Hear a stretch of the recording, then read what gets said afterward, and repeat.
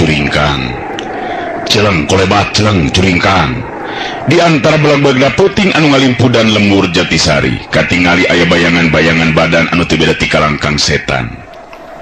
Tindak jeung gerakna esturikatna keranan nandakeun lain jalma-jalma biasa, puguh memang para karaman macan liar anu geus mimiti ngambah arasup ka pilemburan.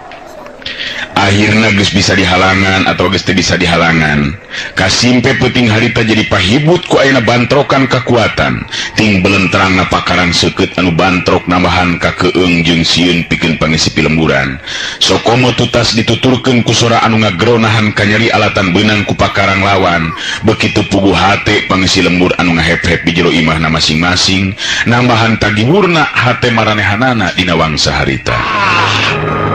Di antara nu keur tarung ngadu kabisa dina hal ilmu bela diri jeung olah tanaga.